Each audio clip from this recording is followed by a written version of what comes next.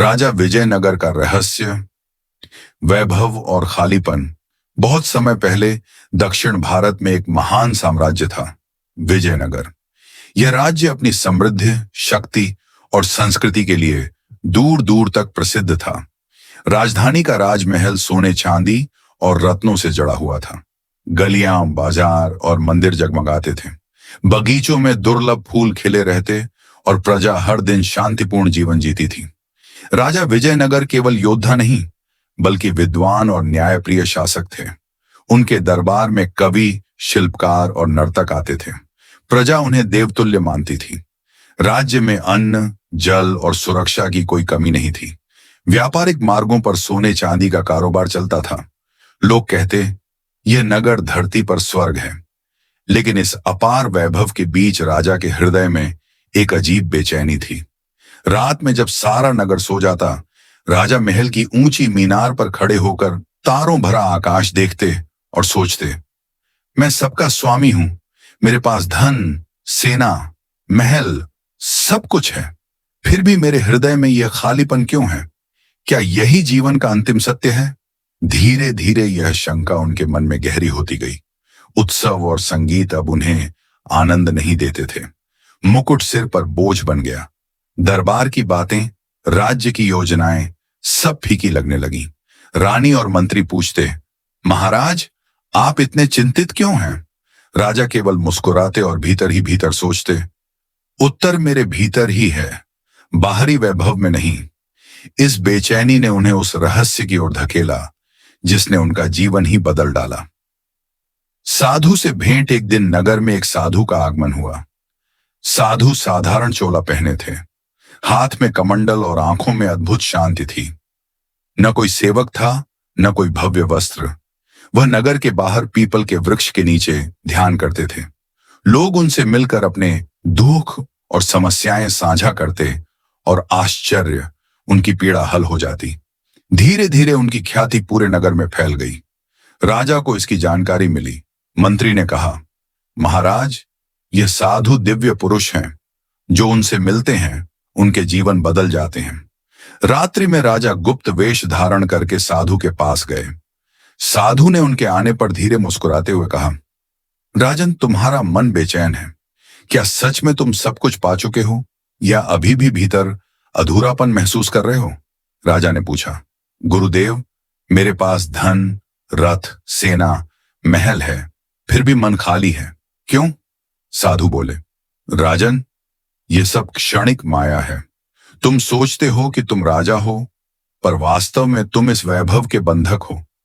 सच्चा सुख आत्मा की खोज में है। जब तक तुम इस माया को छोड़ोगे नहीं, तुम्हें शांति नहीं मिलेगी।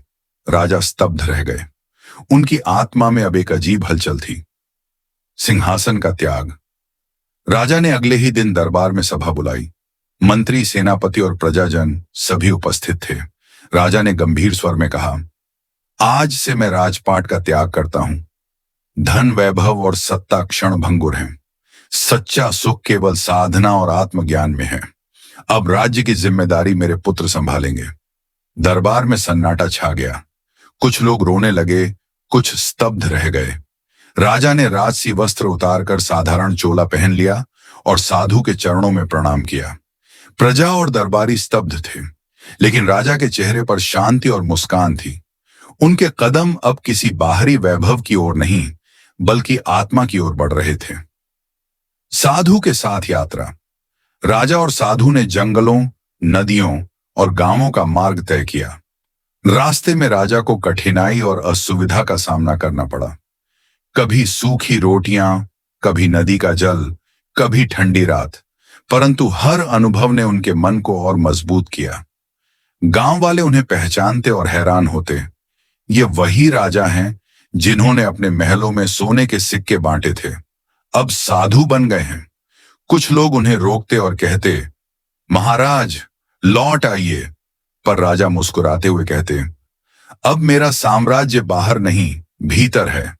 मन ही मेरा वास्तविक सिंहासन है। यात्रा के दौरान राजा ने अपने भीतर की शांति पाई और साधु की शिक्षाओं को आत्मसात किया। आत्मज्ञान की गुफा। साधु ने राजा को एक गुफा में ले जाकर कहा, राजन, यहाँ 7 दिन ध्यान करो। भूख, प्यास और शरीर की असुविधाएं तुम्हारे मन को निर्मल करेंगी। राजा ने आंखें बंद कर ध्यान प्रारंभ किया। पहले दिन भूख और प्यास सताई। दूसरे दिन मन महलों और वैभव की स्मृतियों में भटकता रहा। तीसरे दिन शरीर थक गया। चौथे दिन एक अद्भुत शांति आई। राजा ने महसूस किया, मैं केवल शरीर और वैभव नहीं, मैं आत्मा हूं।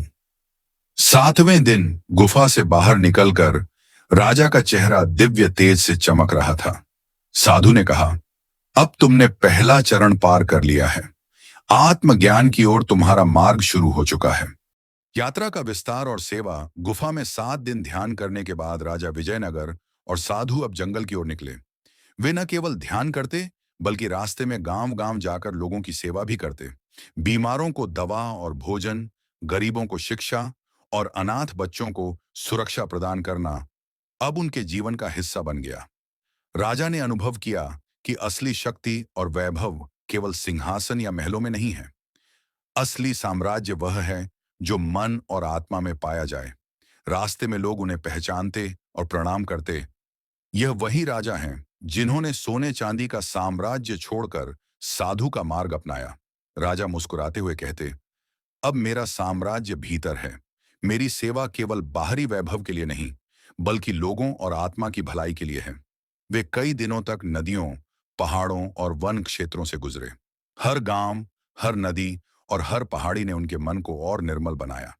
वे अनुभव करते कि कठिनाई और त्याग ही मनुष्य को सच्चा बल देते हैं। साधु लगातार उन्हें समझाते, राजन, असली विजेता वह है जो स्वयं पर विजय पा सके। जो बाहरी दुनिया को जीतना चाहता है, वह केवल माया में उलझा रहता है।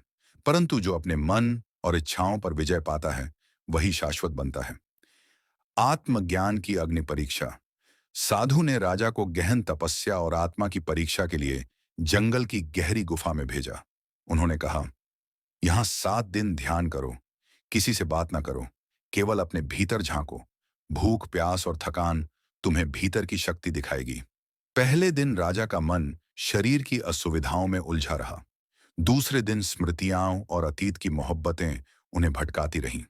तीसरे दिन शरीर टूटने लगा, लेकिन चौथे दिन उनके भीतर अद्भुत शांति और प्रकाश का अनुभव हुआ। उन्होंने महसूस किया कि उनका वास्तविक रूप केवल शरीर नहीं, बल्कि आत्मा है।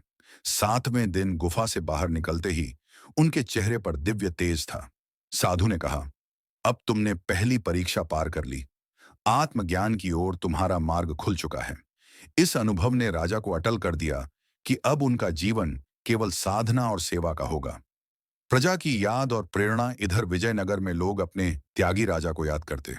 कई लोग कहते, हमारा राजा सोने का साम्राज्य छोड़कर साधु बन गया। यह अद्भुत है।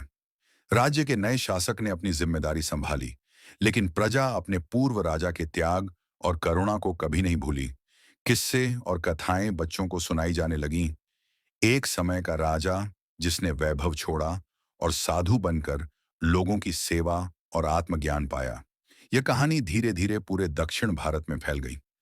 राजा की आदर्श साधना और त्याग से प्रेरित होकर लोग भी अपने जीवन में सरलता, सेवा और ध्यान अपनाने लगे। राजा ने यह सिद्ध कर दिया कि असली शक्ति बाहरी सत्ता में नहीं, बल्कि मन और आत्मा की विजय में है। अंतिम रहस्य का अनुभव। वृद्धावस्था में राजा गंगा तट पर ध्यान और साधना में लीन थे। लोग दूर दूर से उनसे मिलने आते और सीखने की इच्छा रखते। एक दिन एक बालक ने पूछा, गुरुदेव, आपने सोने का साम्राज्य क्यों छोड़ा? राजा मुस्कुराए और बोले, बेटा, बाहरी साम्राज्य नश्वर है। असली साम्राज्य आत्मा में है। जो मन पर विजय पाता है, वही सच्चा राजा है। मैंने अपने मन और इच्छाओं पर विजय पाई। यही मेरा वास्तविक वैभव है। लोग ये सुनकर चकित रह गए। उन्होंने देखा कि राजा भौतिक संपत्ति से स्वतंत्र, परंतु आध्यात्मिक रूप से अत्यंत धनी है। राजा ने अपने जीवन का रहस्य सबको सिखाया। धन और वैभव क्षणभंगुर हैं, त्याग और साधना शाश्वत हैं। समाधि और अमरता। समय बीतता गया। राजा ने गंगा तट पर स्थायी रूप से ध्यान और साधना में लीन होकर अंतिम समय बिताया। एक दिन जब लोग उनसे मिलने आए, उन्होंने देखा कि राजा समाधि में लीन हो गए हैं। उनकी समाधि के स्थान पर आज भी लोग दीप जलाते और कहते, यह वही विजयनगर का राजा है जिसने अपने वैभव और सत्ता को त्याग कर साधु का मार्ग अपनाया। जिसने मन को जीत लिया, वही सच्चा सम्राट है। राजा की कहानी ने प्रजाजन और आने वाली पीढ़ियों को सिखाया कि धन और वैभव क्षणभंगुर हैं, त्याग और आत्मज्ञान शाश्वत हैं। असली विजय मन और आत्मा की है। इस प्रकार राजा विजयनगर की महागाथा समाप्त होती है। उनकी जीवन यात्रा आज भी प्रेरणा देती है कि बाहरी वैभव और शक्ति अस्थायी हैं और सच्चा सुख केवल त्याग, सेवा और आत्मज्ञान में पाया जा सकता है।